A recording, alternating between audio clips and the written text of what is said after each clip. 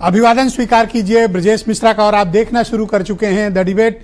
बहनों भाइयों, भारतीय जनता पार्टी ने हरियाणा में चमत्कार कर दिया है। हरियाणा के इतिहास में पहली बार, लगातार तीसरी बार भारतीय जनता पार्टी बहुमत की सरकार बनाने में इस बार कामयाब रही है। और ये तीसरा टर्म है जो भारतीय जनता पार्टी का हरियाणा की जनता ने उस पर भरोसा करके दिया है। बहनों भाइयों, पिछली बार के मुकाबले भारतीय जनता पार्टी इस बार ज्यादा सीट और ज्यादा वोट प्रतिशत के साथ हरियाणा की सत्ता में आई है। ऐसा क्या हो गया कि जितने सर्वे थे, जितने एग्जिट पोल थे, वो ये सब बता रहे थे कि कांग्रेस को बड़ा मैसिव मैंडेट वहां मिलने जा रहा है, लेकिन वो मैंडेट वहां पर खत्म हो गया और भारतीय जनता पार्टी तीसरी बार सत्ता में लौटने में कामयाब हो गई। लेकिन जम्मू कश्मीर में मैंडेट नेशनल कॉन्फ्रेंस और कांग्रेस को मिला और वहां उनको बहुमत की सरकार मिलने में कामयाब रहे। और बहुत वक्त के बाद जब चुनाव हुआ है जम्मू कश्मीर में, तो वहां सही मायने में लोकतंत्र की बहाली हुई है और अब जनता की चुनी हुई सरकार वहां पर है। नेशनल कॉन्फ्रेंस और कांग्रेस की वहां पर सरकार बनी, लेकिन बीजेपी वहां भी सबसे बड़ी पार्टी के तौर पर वोट प्रतिशत के मामले में उभरी है। आज चर्चा इसी विषय पर।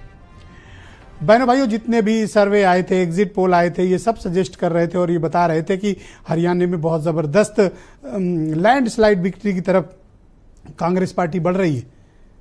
लेकिन आज जब ईवीएम खुले, काउंटिंग शुरू हुई, पूरा मैंडेट ही हरियाणा की जनता ने जबरदस्त तरीके से उसको प्रदर्शित किया और बीजेपी को तीसरी बार तीसरा टर्म पे चुन लिया हरियाणा की जनता ने।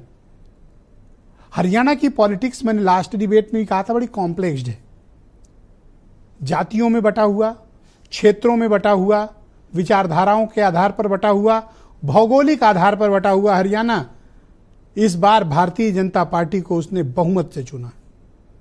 यह सामान्य बात नहीं है बहनों भाइयों कि 2 बार के शासनकाल, किसान आंदोलन, अग्निवीर जैसे बहुत बड़े बड़े इश्यूज के बावजूद भारतीय जनता पार्टी ने अपना मुख्यमंत्री बदलकर पूरा मैंडेट ही चेंज कर लिया। मनोहर लाल खट्टर को लेकर जो नाराजगी के चलते पार्टी ने उन्हें मुख्यमंत्री पद से हटाया, नायब सैनी को बिठाया। गैर जाट वोटों को बीजेपी मोबिलाइज करने और इकट्ठा करने में कामयाब हो गई। यही कारण है कि जिसको एंटी इनकम्बेंसी बताया जा रहा था, वो प्रो इनकम्बेंसी में बदल गई।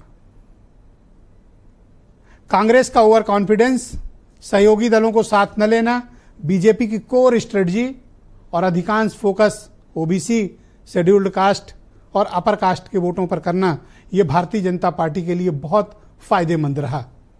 यह रणनीतिक विजय है भारतीय जनता पार्टी की कि तीसरी बार वो हरियाणा में सत्ता में आए। बहनों भाइयों, जम्मू कश्मीर का रुख करें तो यह भारत के लोकतंत्र की सही मायनों में जीत है। 65% से अधिक हमारे जम्मू कश्मीर के भाई बहनों ने मतदान किया। मैं तो उसी दिन मैंने बहुत ही इसको अप्रिशिएट किया कि किस तरह से हमारे कश्मीरी भाई बहनों ने इस लोकतंत्र के महापर्व में बढ़ चढ़कर भाग लिया। सही मायनों में डेमोक्रेसी जीती है जम्मू और कश्मीर में। अब जब आज मैंडेट निकला है, वो मैंडेट नेशनल कॉन्फ्रेंस और कांग्रेस के हक में आया है। वो वहां सरकार बनाएंगे, उमर अब्दुल्ला नए मुख्यमंत्री होंगे। लेकिन बहनों भाइयों, चर्चा हरियाणा की है। लोकसभा चुनाव के बाद मॉरल डाउन था भारतीय जनता पार्टी के पदाधिकारियों का, कार्यकर्ताओं का, लेकिन इस जीत ने उसे बूस्टर डोज दिया है और उसे जबरदस्त ताकतवर कर दिया ताकि महाराष्ट्र, झारखंड और दिल्ली, बिहार के चुनाव में बीजेपी अब लोकसभा चुनाव के परिणामों की छाया से बाहर आ चुकी है। तो आज हम समग्र चर्चा हरियाणा के चुनाव की, जम्मू कश्मीर के चुनाव की, इसका इम्पैक्ट, कारण और भविष्य की चुनौतियों पर करने वाले हैं। आज इस पर चर्चा को हम आगे बढ़ाएंगे। आप कुछ स्टेटमेंट सुन लें।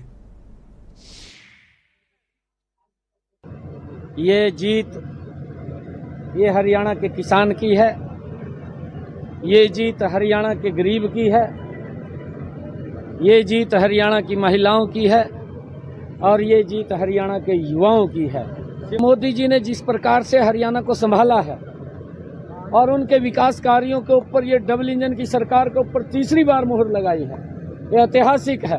तंत्र एक अलग चीज होती है, तंत्र का कितना रोल है इसकी जांच करेंगे हम, क्योंकि बहुत सारी सीटें थोड़ी थोड़ी वोटर से आ रहे हैं। कांग्रेस एकजुट थी, ये तो आप लोगों की बात कहानी थी। अब बीजेपी का तो आप देख रहे नहीं, विद साहब कहीं घर से नहीं निकले। प्रजातंत्र है, जहाँ लोगों ने जो फैसला होगा वो स्वीकार करेंगे हम।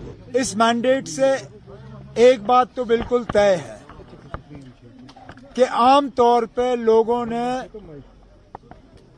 बीजेपी की जम्मू कश्मीर को जो सियासत रही है उसके खिलाफ वोट दिया है। आज उनका आम तौर पे देखा जाए तो नामो निशान जो है वो इस इलेक्शन में मिट गया है। तो बहनों भाइयों, आज की इस परिचर्चा को आगे बढ़ाएंगे। हरियाणा की राजनीति में देवीलाल और भजन लाल के परिवार लगभग हाशिए पर पहुंच चुका है। हरियाणा की राजनीति से ये दोनों ताकतवर फैमिली इरेलीवेंट, अप्रासंगिक हो गई हैं। आज चर्चा हम हरियाणा और कश्मीर के मैंडेट पे करेंगे। मेरे साथ समीर सिंह हैं, भारतीय जनता पार्टी के प्रवक्ता हैं। रोहित जाखड़ महासभा के नेता हैं और राष्ट्रीय लोकदल में भी रह चुके हैं और हरियाणा और पश्चिम उत्तर प्रदेश की राजनीति को काफ़ी करीब से समझते हैं। प्रदीप शर्मा बहुत ही जाने माने पत्रकार, केपी मलिक साहब भी मेरे साथ इस कार्यक्रम का हिस्सा हैं। प्रदीप सिंह उत्तर प्रदेश में कांग्रेस कमेटी के प्रवक्ता हैं। वीरेंद्र सिंह जी हमारे